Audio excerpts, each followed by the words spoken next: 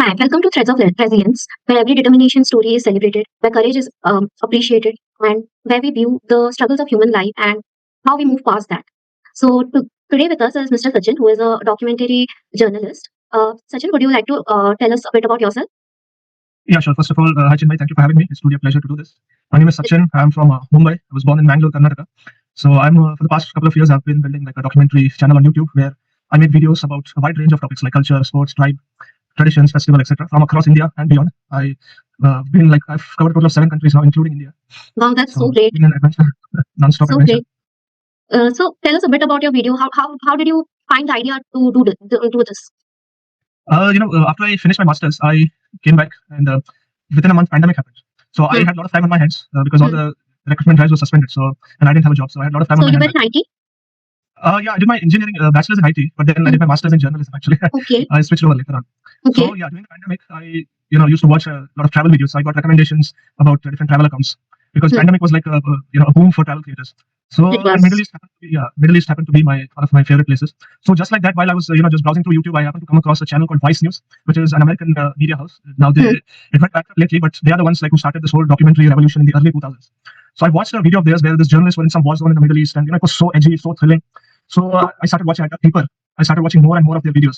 So that gave me an idea that this is one way for me to combine journalism with travel because these are my like two great passions. Journalism So and yeah, adventure? journalism and travel. Travel. Okay. So Yeah, how that's did how you realize? Sorry. So how did you realize journalism was one of your passions? back in college itself, I started writing for a few websites about sports. I'm a big football buff, so I came across a website called Sports and I just started writing. And it became a hobby. Hobby turned into passion. So that's how I came into journalism first. But then over the years, I even widened my scope. I've delved into geopolitics as well. I am very interested to know like what's happening around the world politically. If there's a war somewhere, something. So yeah, so geopolitics. I started following geopolitics as well more Hmm. and more. Hmm. And that's why I love like one of my big dreams with this whole channel is to like go to war zones and cover some ongoing conflict somewhere. That's okay. So have you ever covered a war till now? I was in Kashmir. I was in Kashmir this year during the border clashes. I think I was the only independent journalist there. So I went to a lot of places there, like Uri, Kupwara, Poonch, Srinagar, and even Pahalgam, the place where the attack happened. We were not allowed Hmm. to actually visit the place of the attack. We reached the base of the Pahalgam Valley, Hmm. and yeah. So that during that time, I think I was in Kashmir for like 10 days, and I tried to cover as much as I can. I showed a lot of damages which border town had suffered due to the incoming fire from Pakistan. Government buses were attacked, people's residences were damaged. So I tried to cover as much as I can. So that is the closest that I've come to covering an active conflict so far. That must have been so scary. Like Yeah, it was. It was so visualizing thrilling. in front of you, people being burned must be so. Thankfully, I didn't see people dying as such, but I did see drones coming in. I did hear explosions. I saw the trail of destruction left by a rocket. So I could Hmm. understand, how serious things can get in times of, a conflict. Conflict. We often Hmm. see this on television, but we don't understand like the seriousness of the issue, like just how Yes, devastating it people can are be for actually getting people living affected. there. Yeah, actually, I remember this one small village in Uri where people from a nearby village, the entire village was evacuated because there were rockets coming in. So the whole village was evacuated and they were resettled in a government hospital. Actually, I have put up a video on this as well. People can find check out all my ground reports on my YouTube channel. People actually lost their houses. Yeah, a lot of them did, And especially in Poonch district of Jammu. Poonch was one of the worst affected because Poonch is very, very close to the LOC, very close to Pakistan border. So it's very easy for them to launch rockets and it'll easily end up on the Indian side. I could literally see those of you who've been to Poonch, there's a main bus stand there and you can see the mountains right in front of it and right behind the mountains is Pakistan. So it was very easy for them to like fire into our side. And I saw two government buses which were attacked. Then Hmm. I visited a residence nearby where two young twins, 10-year-old kids were killed due to a shelling. They were just playing outside and and a rocket comes in, it hits a nearby wall and the shells when it hits the surface the shells come out and it spreads all around you, and it happened to hit these kids right in the chest. So both of them were killed. They were just 10-year-old brother and sister. Their father also had an injury in the chest. He was in the hospital. We didn't see him, but we did go to the residence where this happened. I saw that, and opposite to that there was a school as well. So the Hmm. school also sustained some damages. So that was very devastating to see actually. that that kind of visual would leave a very lasting imprint on a human brain. How did you manage to deal with such visuals? Like we just see it on Yeah, TV and we are affected, and you saw it live. And yeah. how did you manage to deal with such kind of atrocity?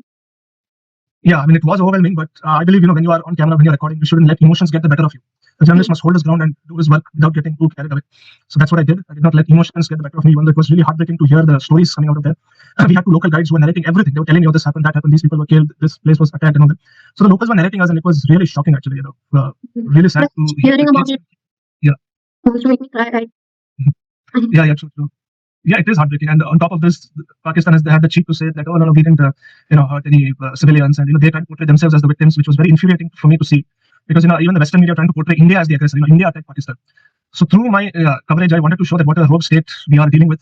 That India is not the aggressor. In fact, we are the victims. And there are first-hand narration of people there. Like I just didn't cover. I also spoke to a lot of villagers there. People can find it in my videos. I spoke to people. You can find a first-hand account of everything that they have been through. Sorry. No, it's fine. It's fine. Yeah. Pakistan was the one to start the fire. Am I right? Yeah, actually, the terrorists from Pahalgam, three of them, there were five, three of them were from Pakistan. The other two got their training from the LAT camps in POK, and then before they re-entered the valley. That's what I read. If I'm wrong, people can correct me, but that's what I remember.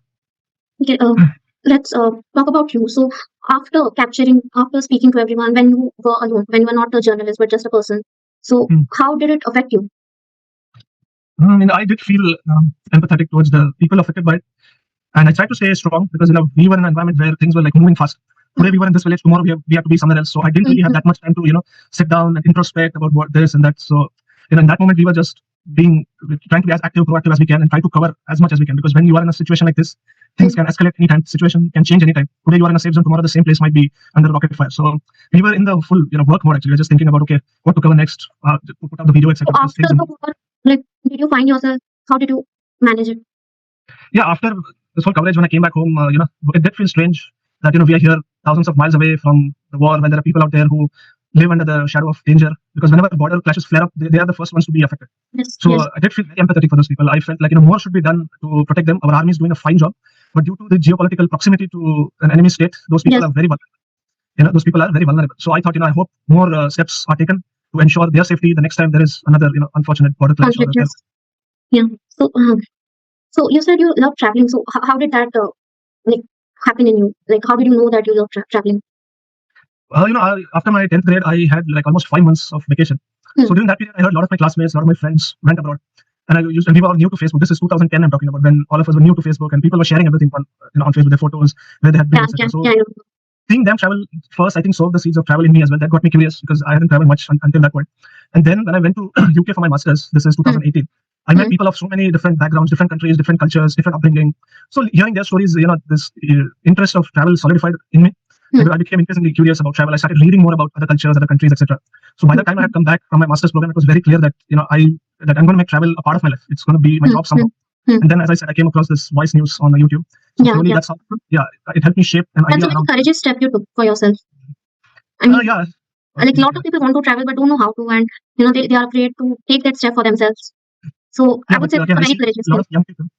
Yeah, it may seem that way because we as a country were not that open to having solo travelers as such. It might have been the best, but after pandemic, I saw an increasing number of people coming into travel, including a lot of women. Now there are so many solo female travelers from this country who are doing exceptionally well. So things have changed over the last 5-6 years, I would say. It is courageous. Yes, it does take courage to leave everything behind and take a path less travel. Yes. But I would say risks exist in almost anything you do. So one shouldn't think too much and just follow your gut and do your best. So what are the countries that you have traveled to? I've been to 11 so far. I've shot in 7 of them. Yeah. So back in December 2017, we went to Spain and Portugal. That was our first international trip. A few months later, I went to UK for my master's. I lived there for 1.5 years. And while I was in the UK, I got a chance to visit Germany for like 3 days. We had a field trip to Germany. We were like a bunch of sports journalists, so they took us to football stadiums there. They were showed us games, etc. Then a few months later, to celebrate a graduation, I went to Istanbul in Turkey. Me and a friend of mine, we spent 7 days. Then 3.5 years back, I went to Nepal for the first time. One of my close friends' wedding was there, so I traveled with her family. Then in 2023 was perhaps the most interesting year for me because that's when I took a leap of faith and I traveled abroad for content. I went to Bangladesh first because I saw that is perhaps the cheapest country possible for an Indian. The visa is very easy to get, so I traveled to Bangladesh first. Then I went to Thailand, spent a week there, shot another video there. Then I took a bigger risk. I went to Afghanistan. I wanted to visit some controversial country, so I went to Afghanistan for a week, and then finally I went to Israel and Palestine in November of 2023. This year was the latest. I went to Pakistan like 2 months before Pahalgam happened. It was a religious pilgrimage. Like we were a bunch of Hindu pilgrims that went to visit an ancient Hindu temple in Pakistan. So I've made a documentary on that as well. So how was your visit to Afghanistan? I mean, I would say by far the most memorable trip because even now when I put out videos, the videos do well. People still ask me about it. So it was very thrilling, very nerve-wracking. I was nervous. There was a point when I had very nearly cancelled my trip as well. I do remember reaching out to the airlines with which I was going. I was asking them, okay, how much refund will I get if I cancel my ticket? So because I was that nervous, like, am I doing this right? Have I made the right decision or not? But I thought, okay, one should have faith in God, and I just took the leap of faith and I went, and it ended up being the most memorable trip of my life. I was there for 7 days. How was it the most memorable? Yeah, like this here is a nation which was just recovering from 4 decades of war and terrorism and destruction. So I was expecting it to be, everything destroyed, and something like that. But to my surprise, it was something completely else. Kabul, for example, was very Kabul, beautiful city. yes. There's so much Yeah. history there. For Yeah. example, Emperor Hmm. Babur, his grave was moved from Agra to Kabul, a few years after his death. We got to see that as well. And the best part about this whole trip was, the people. The people there were so nice and friendly, and they were especially happy to know that an Indian has come to visit their country because, Afghanistan. yeah, they watch And, our movies dubbed in their language. They listen to our songs. They don't understand anything. They don't speak Hindi, hmm. but yeah, they do listen to our songs. They watch our movies. The food is very similar. They also eat naan like we do. Uh, Um, uh, yeah, naan and chicken kebab and things like that. So there are a lot of cultural similarities between the two countries. So they were very happy to know that an Indian has come there. They were very welcoming towards us. They went to great lengths to help us, to make us feel safe, comfortable, etc. So the people, I think, I would say, were the highlight of the trip. Of course, there was a threat of Taliban as well. Now they are the ones governing the country, and there were at least 2 occasions where we were stopped by them. My guide was asked if I was a journalist, and I had instructed my guide on the day I landed that don't tell anyone I'm a journalist because those guys don't like journalists. Just tell them that I'm just a blogger from India. So my guide was there. Thanks to him, I was able to navigate through this place for like 6-7 days. He helped me translate as well because language is a big problem. The language, there's a huge hmm. language barrier there. They So, only speak their language. No one speaks English or anything. So he helped me communicate with Taliban wherever it was needed. hmm, And hmm. thankfully, there was no big issue. Like I came out safely. Yeah. Oh God.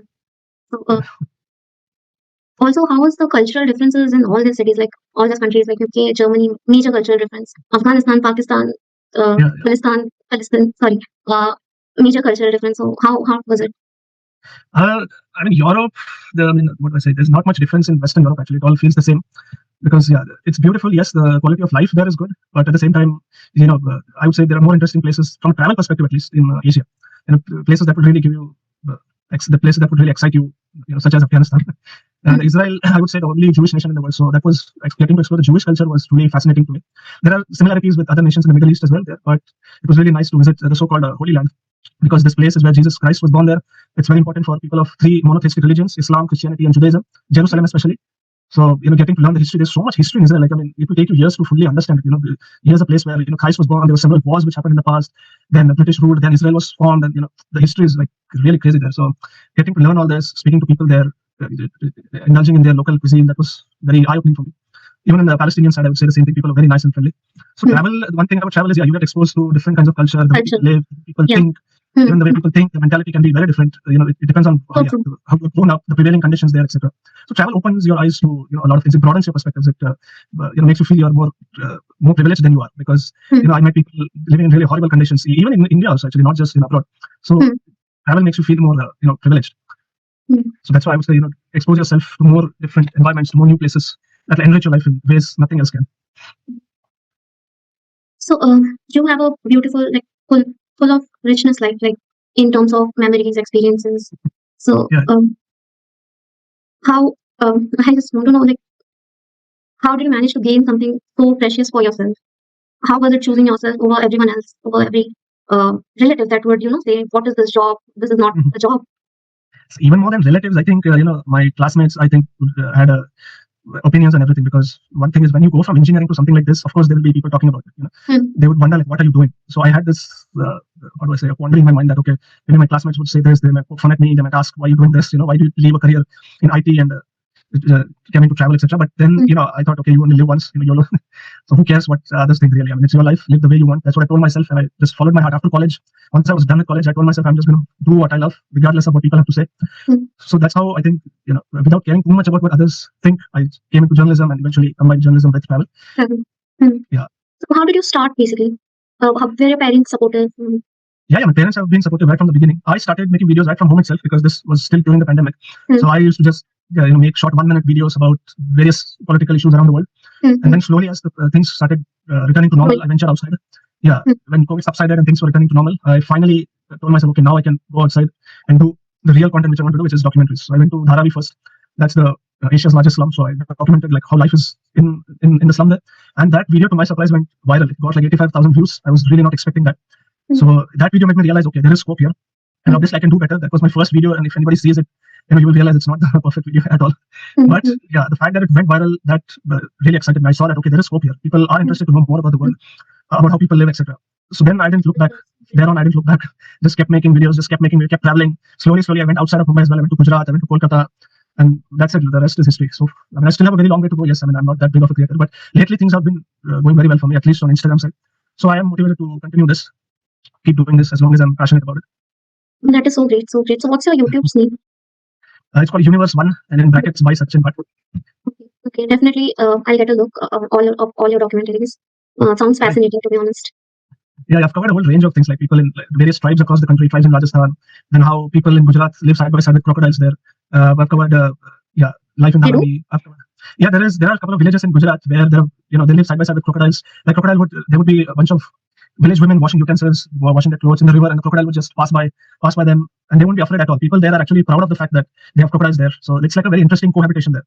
Wow. And I heard that, yeah, I've heard that scientists and animal experts from all around the world come to those villages to study this phenomenon because it is so rare. This is One would really expect, yeah, one amazing. would expect. What is that village?